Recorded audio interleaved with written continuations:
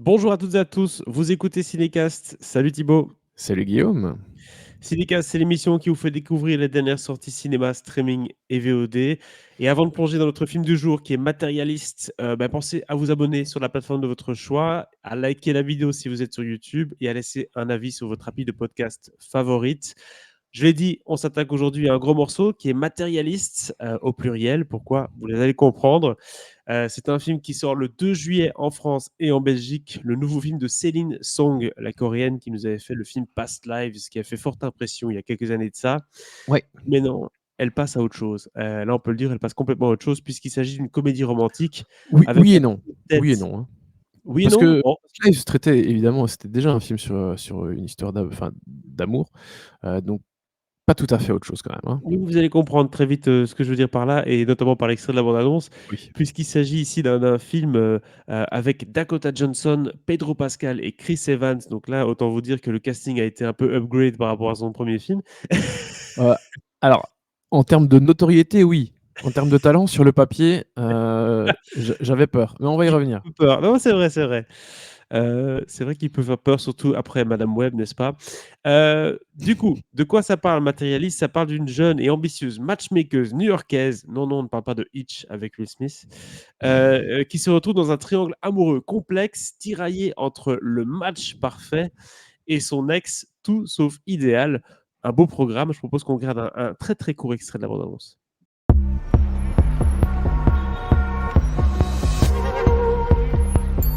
Hey, are you single? I'm a matchmaker. Give me a call if you want to meet somebody. I deserve someone who fulfills all of my criteria. Nothing over 20 BMI. I don't want someone who likes cats. I'm trying to settle. I promise you're going to marry the love of your life. Voilà, j'avais dit très court extrait de la bande-annonce. On n'a pas Un menti. petit amuse-bouche. On n'a même pas eu Pedro Pascal et Chris Evans. Non. Et on a déjà perdu 10% de notre audience. Donc, très sincèrement, Matérialiste, on l'a dit au début un peu dans l'intro. Oui, ok, Past Life parlait des relations. Mais là, quand on entend le pitch, quand on voit le casting, quand on voit les images, on a très fort l'impression d'être dans une comédie romantique new-yorkaise accessible. J'ai envie de dire un peu vraiment quelque chose qui rentre dans les carcans d'un Bridget Jones, dans les carcans d'un Hitch. C'est à ça qu'on s'attend. Là où Past Life était un petit peu plus intimiste, un peu plus, on va dire. Oui, Past Life était beaucoup plus un film, beaucoup plus sérieux, dramatique. C'était un film d'amour dramatique. Et ici, voilà, c'est une comédie dramatique très clairement. Et c'est clair que l'extrait qu'on vient de montrer, l'extrait de la bande-annonce qu'on vient de montrer, est très un peu plus punchy. Hein, hyper, il y a quelque chose de plus moderne aussi dans sa façon de faire. Et oui, qui se rapproche plus peut-être des grandes comédies romantiques de ces dernières années, hein, de ces 20 dernières années. Tu en as cité quelques exemples. Et ce regard sur les relations avec le côté matchmakeuse, il est hyper sympa. Parce qu'évidemment, c'est très dans notre temps, même si je pense que la plupart des gens passent quand même pas. On passe par des applications, on passe pas par des gens qui vont vraiment étudier ton dossier et dire ah voilà, peut-être que ce point-là, ça va bien correspondre avec le point de madame ou de monsieur. Enfin, voilà. On passe plutôt par des applications. Mais enfin, Disons que c'est une manière de personnifier l'application, hein, parce que forcément, exactement. des gens sur leur téléphone, c'est moins intéressant que d'avoir une rencontre au café avec une matchmakeuse, quoi. Exactement. Et c'est ça qui est intéressant. Et évidemment, qui dit professionnel de relations amoureuses, dit le petit côté, le cordonnier le plus mal chaussé, quoi. Évidemment, c'est un drame. Elle, déjà qu'elle est plus avec Chris Martin. Bon, non, on parle de Dakota Johnson, excuse-moi, je me trompe. Mais forcément, c'est le petit côté, le petit plus qui est assez plaisant. Et donc quand elle va se retrouver face à ces 2 personnages, ceux de Pedro Pascal, qui est donc en fait le frère, du marié d'un mariage, dont qu'elle a organisé. Enfin, elle a fait se rencontrer les 2, elle a fait matcher les deux époux, les 2 mariés. Elle va se retrouver, attablée avec le frère et qui est Pedro Pascal, qui a tout du profil parfait. L'argent qu'il gagne, l'appartement qu'il a, son métier, son apparence, sa façon de s'habiller, le fait qu'il a encore des cheveux à un certain âge et cetera. Enfin, Ça vraiment, swag, comme on dit, ouais. ouais, c'est le profil parfait. C'est une licorne comme elles disent, dans le métier, quoi. Vraiment, il y en a un sur, sur 1 million. Enfin, là, je te balance une stat au hasard. Hein. Et Et au même moment, va se ramener un serveur. Elle dit justement à Pedro Pascal qu'elle a envie d'un coca et d'une bière. Et juste à ce moment-là, pouf, on a un serveur qui dépose un coca et une bière devant elle. Et qui sait, évidemment, c'est Chris Evans. Et qui sait, évidemment, c'est son ex, qui sait très bien ce qu'elle aime bien. Donc voilà. Pourquoi n'est-elle plus avec elle? Ben parce que lui, tu l'as dit dans le synopsis, c'est le contraire du match parfait. Le mec, il a pas une thune, il est en coloc, il essaye d'être comédien, mais évidemment, vas-y pour vivre du métier de comédien quand t'es pas connu à New York, que tu as un appart à payer, du coup, évidemment que tu dois faire des petits jobs genre serveur pour un service de un catering, mariage, et ouais. cetera. Voilà. Et donc, ouais, le film, quelque part, c'est assez facile de voir la trajectoire dans laquelle il va nous emmener. C'est ce côté dilemme. Ah tiens, est-ce que le match parfait va vraiment être le match parfait? Est-ce que l'homme qui est loin d'être parfait, bah, il est si loin d'être imparfait? Enfin, si loin d'être parfait, pardon. Donc voilà, les questionnements qu'on peut avoir sont assez évidents.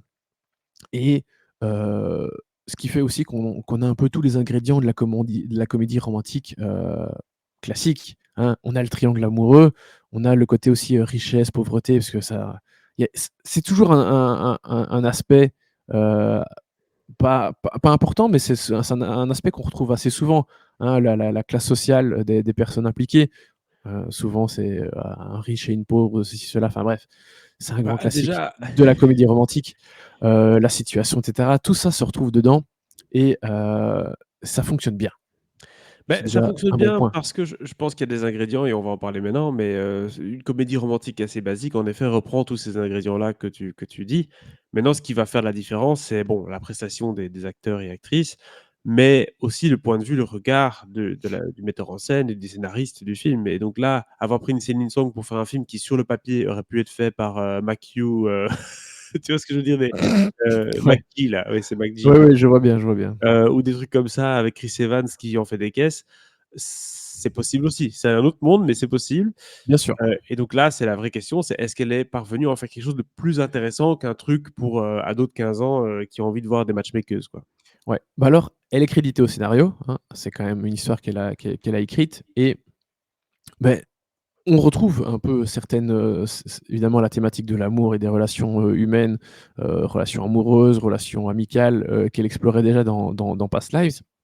Ou ici, enfin dans Past Lives, les 2 personnages étaient éloignés parce qu'elle vivait aux États-Unis, lui en Corée, et cetera. Mmh. Et donc ils se retrouvaient 10 ans après, et cetera. Enfin, il y avait quelque chose de très profond, au niveau de l'humain. Et clairement ici, beh oui, on sent ce côté, elle a eu un premier film hyper réussi, hyper important, qui a vraiment très, très bien fonctionné, et qui a été pris au sérieux par tout le monde, donc c'est bien. Et tu sens que, bah, il y a une qualité d'écriture derrière. Et pareil ici, en fait, ça se ressent dans le scénario, mais aussi dans les dialogues, et ça, on a souvent tendance à l'oublier, mais les dialogues, c'est vraiment hyper important. Et j'ai vu un exemple de film il y a pas si longtemps où vraiment il y a d'un film dont je parlerai, à la rentrée, je pense, adapté d'un bouquin où dans le film, je sentais que c'était sans doute très bien les dialogues dans le bouquin, mais en fait, au ciné, ça passait pas du tout. Donc vraiment, les dialogues, c'est hyper important. Et, et vraiment, je trouve que Céline Song, son regard, enfin, il est beau, elle est jamais dans le jugement, elle est proche de ses personnages, elle trouve toujours les mots justes, elle a un sens du timing aussi pour développer ses scènes et raconter. Parce que même quand les personnages parlent pas, et cetera, ces scènes racontent quelque chose.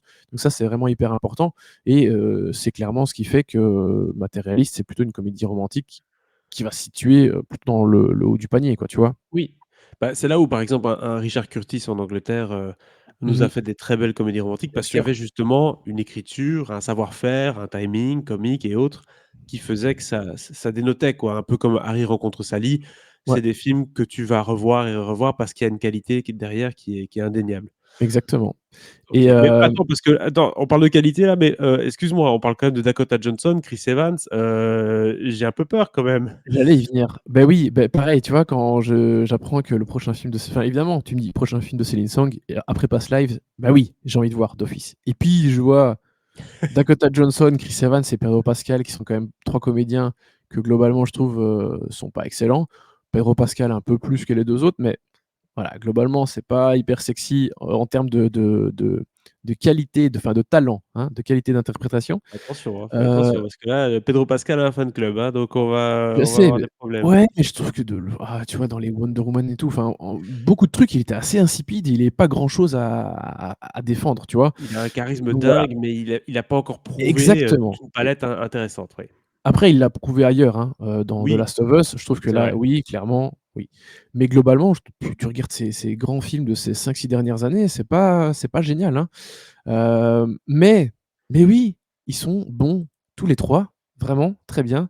Dakota Johnson, j'ai adoré son énergie, son personnage qui est, très dans le contrôle, mais en même temps un peu larguée elle-même.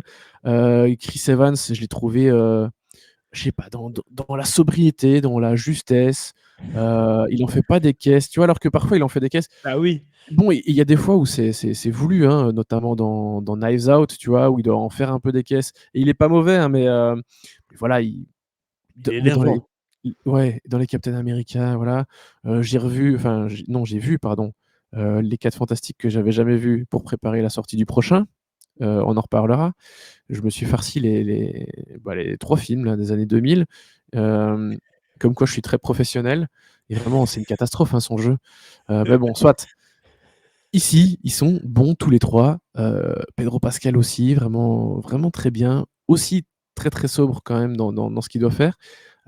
Mais voilà, juste et ils font vraiment le travail que je pensais pas forcément qu'ils étaient capables, tu vois? Donc voilà, j'ai été très surpris par ce trio de comédiens, hyper sexy sur le papier, heu et parfait pour une comédie romantique. J'avais des craintes, mais voilà, je trouve qu'ils ont délivré, ce qu'il fallait délivrer. Incroyable. En tout cas, moi qui aime bien les comédies romantiques, je pense que je vais l'ajouter à ma petite liste, hein, clairement matérialiste. Bah ouais, parce Heu, que j'ai pas insisté dessus, mais c'est vraiment très touchant. ah Heu, oui, Ça m'a vraiment beaucoup touché. J'ai versé des petites larmes, donc voilà, exercice réussi. carrément. Et Oui, donc oui. verser des larmes sur un film qui parle de matchmaking avec Dakota Johnson et Chris Evans, Ouais, ouais. waouh! Beh oui, qu'est-ce que tu veux? Céline Song a définitivement du talent.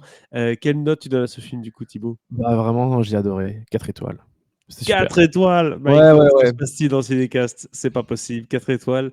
Il y Mais en a c'est pas Céline beaucoup. Song, c'est Céline Song, il y a rien à faire. Elle Ah m'a oui, eu à oui, chaque fois. waouh, 2 dis donc. films, j'ai pleuré à chaque fois. Qu'est-ce que tu veux? Allez, prochain challenge de Céline Song, nous faire un super film avec Zac Efron et Kev Adams. Bonne chance.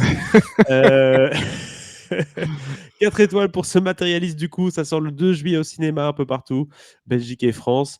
N'hésitez pas à nous dire un peu dans les commentaires ce que vous avez pensé, de la critique, de notre avis sur le film, de Céline Song aussi en tant que réalisatrice, du film si vous l'avez vu évidemment et abonnez-vous au podcast sur la plateforme de votre choix. Laissez un petit avis aussi, ça nous aide énormément. On se dit à très, très bientôt pour d'autres critiques. Salut. Ciao, ciao.